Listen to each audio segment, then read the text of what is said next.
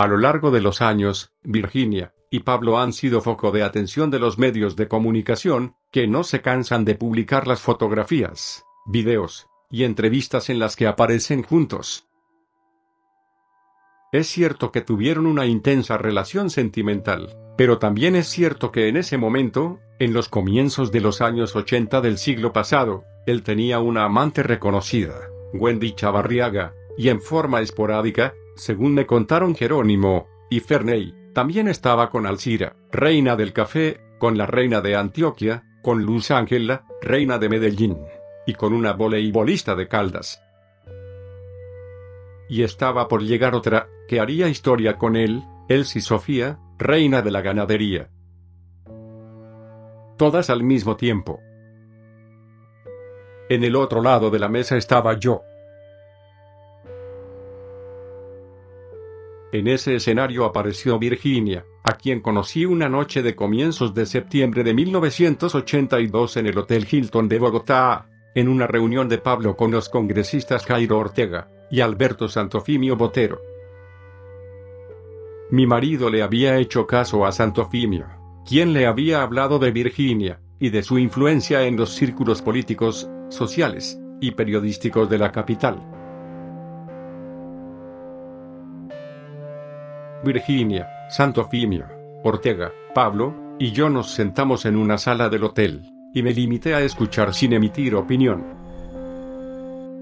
Era lógico, porque a mi corta edad, 21 años, desconocía los vericuetos de la cosa política. La primera impresión que me produjo fue favorable, la de una mujer inteligente con experiencia en los medios y evidentes contactos en la alta sociedad y el mundillo de la farándula capitalina. No me despertó sospecha alguna como mujer.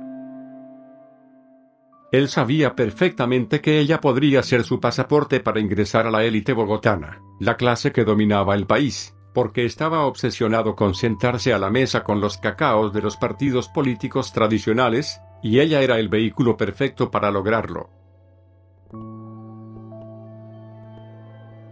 Tras ese primer encuentro, casi de inmediato participamos juntas en eventos políticos, principalmente en Medellín, cada una en su papel.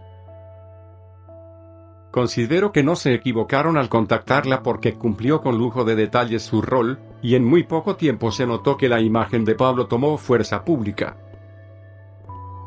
A ello contribuyó la extensa entrevista que Virginia le hizo en el basurero de Moravia, donde pudo explicar los alcances de su proyecto Medellín sin tugurios, que buscaba sacar a miles de habitantes de ese sector deprimido de la ciudad, y regalarles casa en una nueva urbanización. Mi marido se sintió satisfecho porque el programa duró media hora, y fue visto en todo el país. No me lo dijo, pero entendí que en retribución, dio una gran cantidad de dinero que contribuyó a paliar la crisis económica de la programadora de la que Virginia era socia, que estaba en la quiebra. ¿Cómo negar que Virginia era una mujer sensual, hermosa, con una linda sonrisa y una inteligencia atractiva, pero me parecía muy obsesiva con la manía de usar la polvera cada 5 minutos porque no soportaba ver su rostro brillante? Con el paso de las semanas la intuición empezó a indicarme que Pablo podría estar de romance con Virginia porque la asesoría se hizo más intensa, y me pareció excesivo que ella apareciera en muchos de los eventos políticos, públicos y privados a los que él asistía tanto en Bogotá como en Medellín. También notaba cierta coquetería de parte, y empezó a suceder que Pablo dejaba de hacer lo que estuviera haciendo cuando la anunciaban. Recuerdo que una vez estábamos en una finca en Río Negro, y ella llegó con un maletín negro, y él se levantó de la mesa, donde almorzábamos, y se fueron juntos. Y como si fuera poco, mandaba a recogerla a Bogotá en su avión, o en uno de sus helicópteros, y siempre la alojaba en el Hotel Intercontinental. Ahí estaba pasando algo. Justo por aquellos días de comienzos de 1983, mi marido, ya representante a la Cámara, y con inmunidad parlamentaria, endureció su posición en contra de la extradición de ciudadanos colombianos a Estados Unidos. Durante la campaña ya había hablado de derogar el tratado suscrito en 1979 entre Bogotá y Washington, y ahora se veía decidido a emprender la lucha frontal contra esa figura jurídica.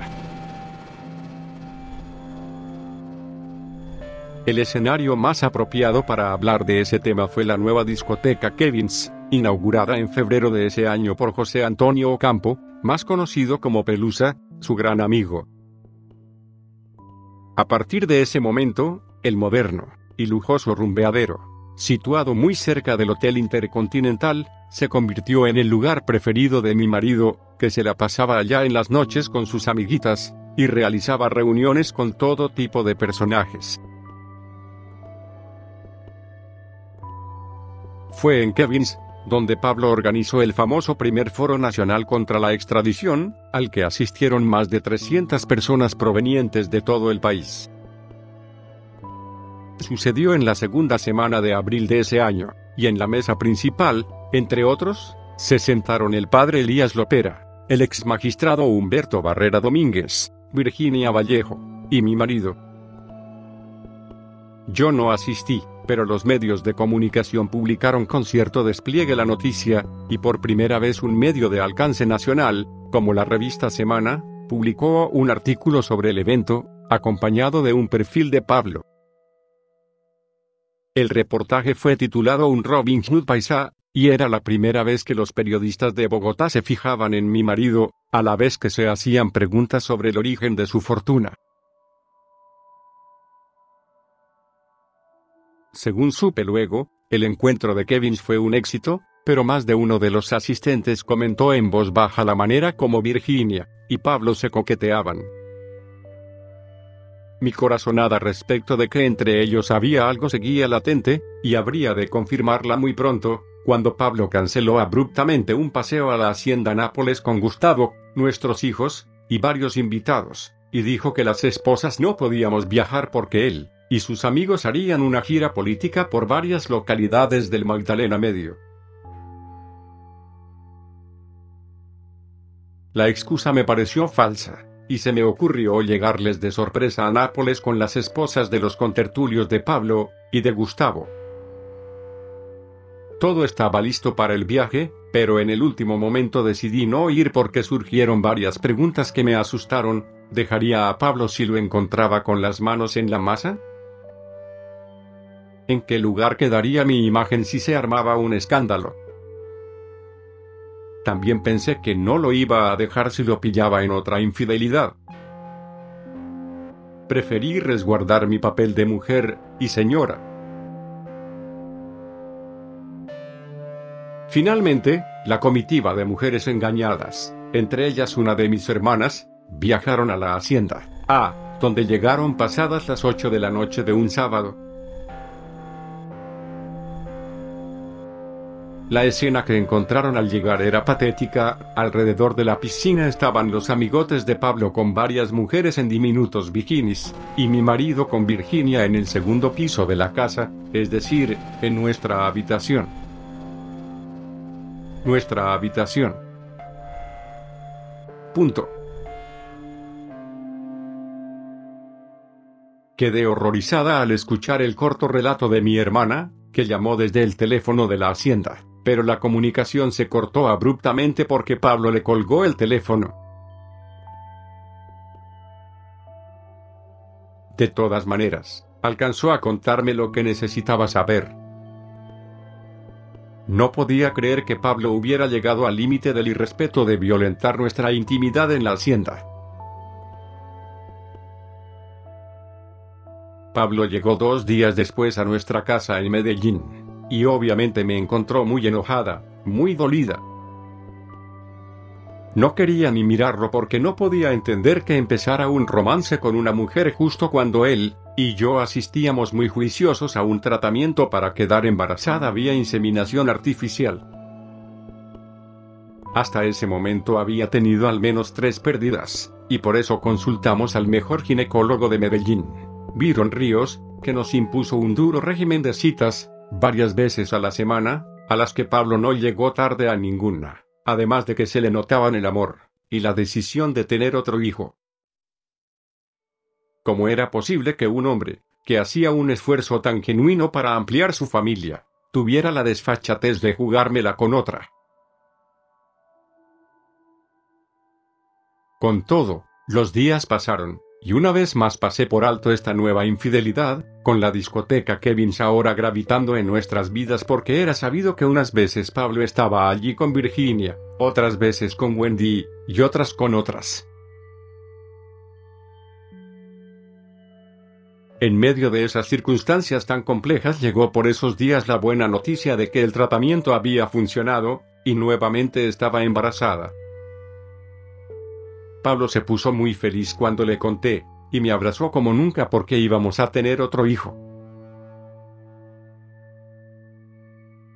Seguí al pie de la letra los consejos de mi ginecólogo, y durante las primeras semanas de gestación no tuve mayores inconvenientes porque además Pablo hizo un esfuerzo por estar ahí, pendiente, aunque era evidente que seguía en las mismas porque no dejaba de llegar tarde, con la desgastada disculpa de que estaba trabajando para darnos todo lo que necesitábamos. Sin embargo, tuve un gran disgusto al enterarme de que Virginia y Pablo cenaban frecuentemente solos en Kevin's. Una vez más, quedé devastada. Por aquellos días el embarazo me tenía especialmente sensible, y mi estado de ánimo no era el mejor.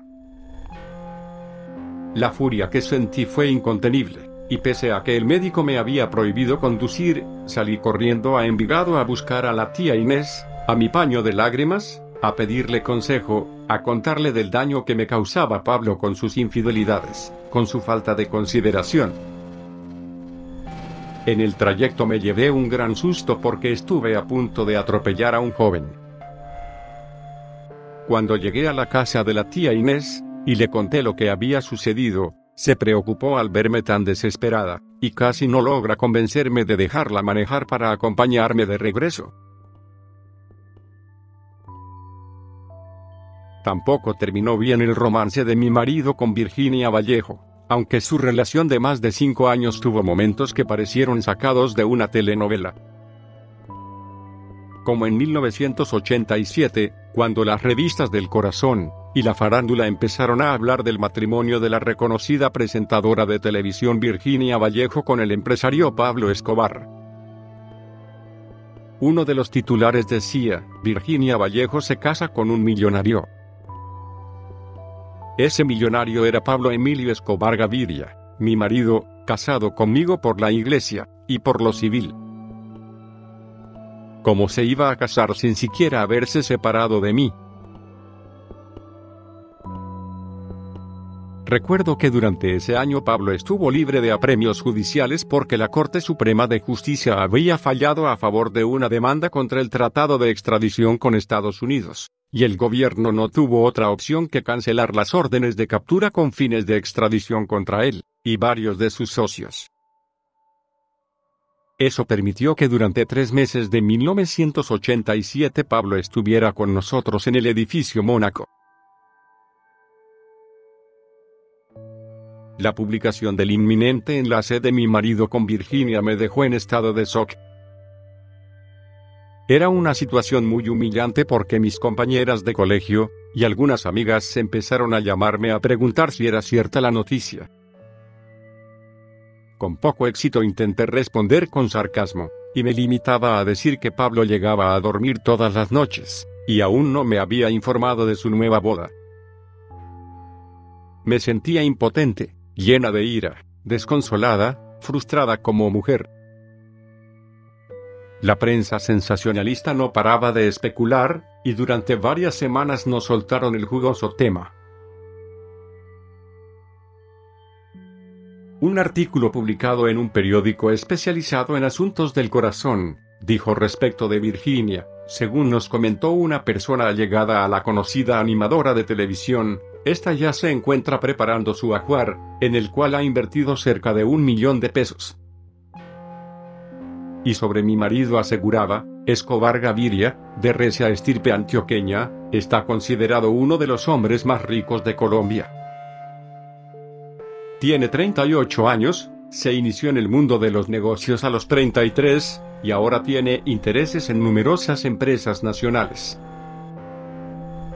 Y remató: Virginia ha aprovechado la imagen que ya tiene, y el dinero de su amor para lanzarse a la política. Al comienzo fui cauta con él, pero cuando el asunto de las nupcias de la diva y el millonario tomó fuerza, empecé a cuestionarlo con dureza. Pero Pablo, viejo zorro, se defendía. Mira, mi amor, no le hagas caso a eso porque lo que quieren es dañarnos el matrimonio. Yo te quiero solo a ti, y por nada ni por nadie te voy a dejar. ¿Cómo le iba a creer si las noticias decían lo contrario? Hasta que un día, cansado de mi cantaleta, se puso furioso, y dijo que se iba de la casa. Tata, sos exagerada. Me estás molestando por algo que no es real. Inventan eso porque soy un personaje público. Todo esto es una necedad tuya. Y se fue de la casa durante 2 semanas. ¡Qué descarado! Aquí aplica otro viejo refrán: se puso brava mi vecina porque se robó mi gallina. Pero no se ausentó del todo porque llamaba con mucha frecuencia, porque según él yo le hacía falta. Tata, te necesito, eres muy importante para mí, mi amor. Eres mi razón de ser en este mundo. El enamoramiento de Pablo y Virginia terminó de manera abrupta.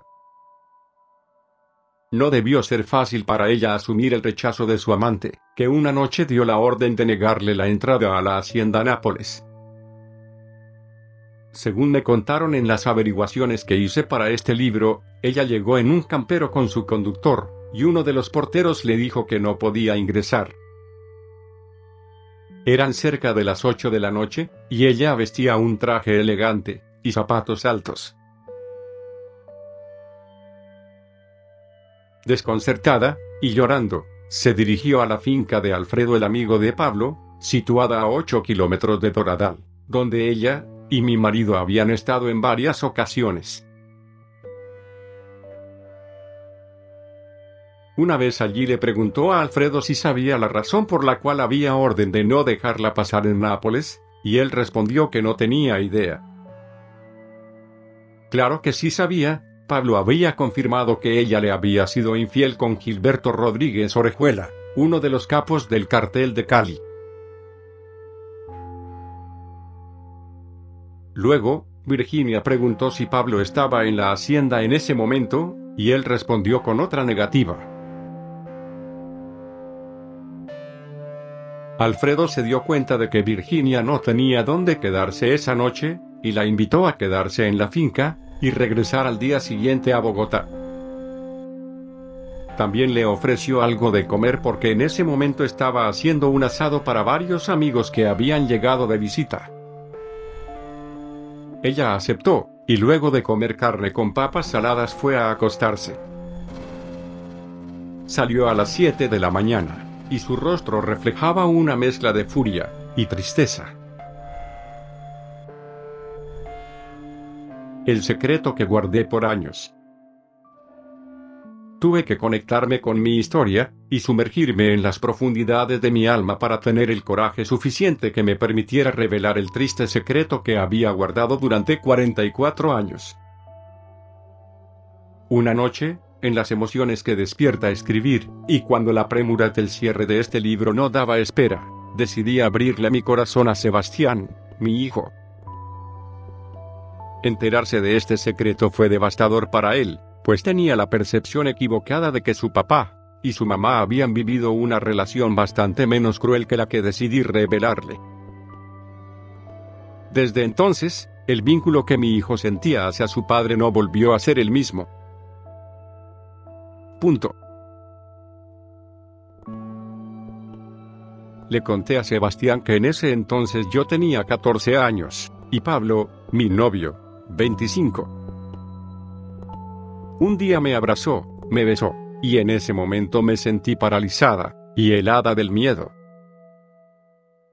No estaba preparada, no sentía aún la malicia sexual, no contaba con las herramientas necesarias para entender lo que significaba ese contacto íntimo e intenso.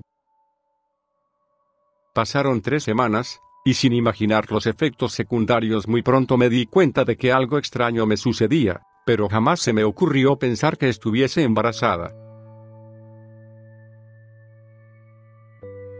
Días después, Pablo me buscó cuando caminaba cerca de la casa, y me preguntó cómo me sentía. Respondí que estaba bien, y me pidió que lo acompañara, donde una señora. No vi nada anormal en su actitud, y un rato más tarde llegamos a una casa en un lugar alejado y deprimido de Medellín. Casi inmediatamente, una señora ya mayor, que escasamente saludó, dijo que me recostara en una camilla, y acto seguido introdujo en mi vientre varios tubos plásticos, de esos que se usan para canalizar venas, y se limitó a decir que servirían como prevención.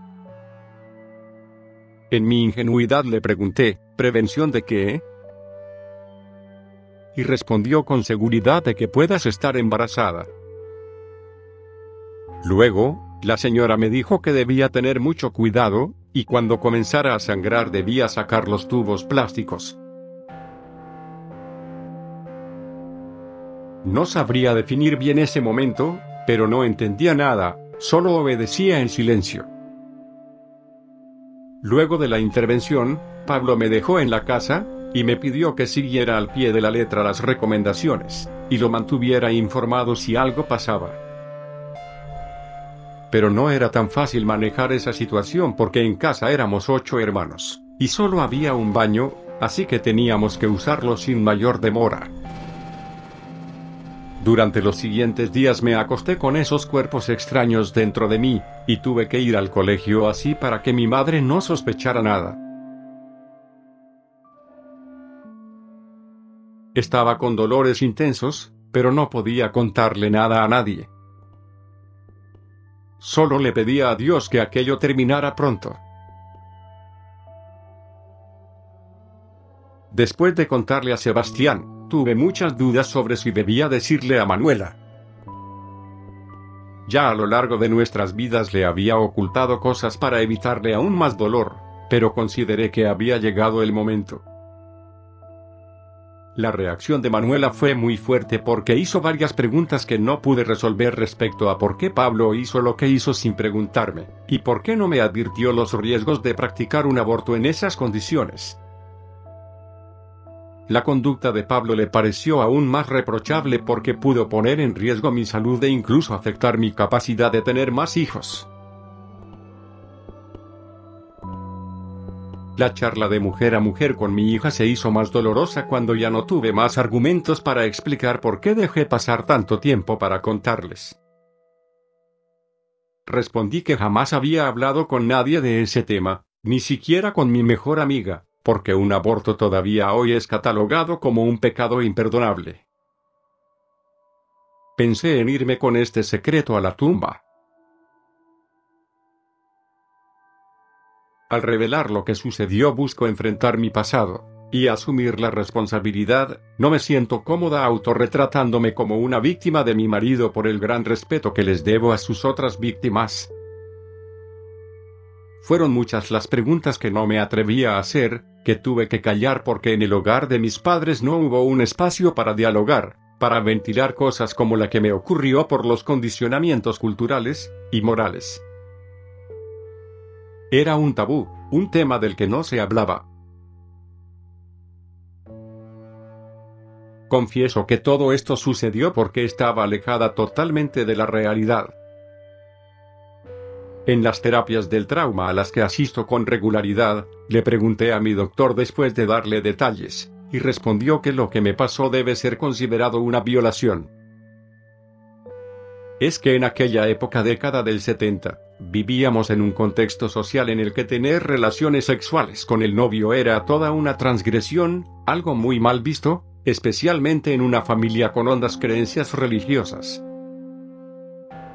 Se supone que debía comportarme como una adolescente sin derecho a opinar, obligada a guardar silencio, sumisa ante el futuro marido, y, sobre todo, virgen al llegar al matrimonio. Punto. No es sencillo hablar de todos estos secretos que abrieron heridas que hasta ahora no tuve el valor, las ganas, las emociones, o la fuerza para volver a mirar, y cerrar. Apenas hoy en este último minuto logro dimensionar esto que me hizo Pablo siendo mi novio de entonces, convirtiéndose luego en mi marido. Quiero que sepan que a pesar de todo, en ese momento yo no me sentí obligada, o no lo quise ver así, o simplemente tampoco encontré otra salida. Pero perdono a Pablo porque siento que al fin una parte salió bien, tenemos 2 hijos que nacieron de esa unión, con la que honramos sus vidas. A ellos les doy gracias, porque son la fuerza para quedarme en la vida. Me pregunto, en la más absoluta intimidad, si mi incondicionalidad por ese amor hacia Pablo tiene que ver con mi reacción personal a toda esa violencia a la que me sometió a mis 14 años o, si por el contrario, nunca se perdió esa esencia de mi relación con él.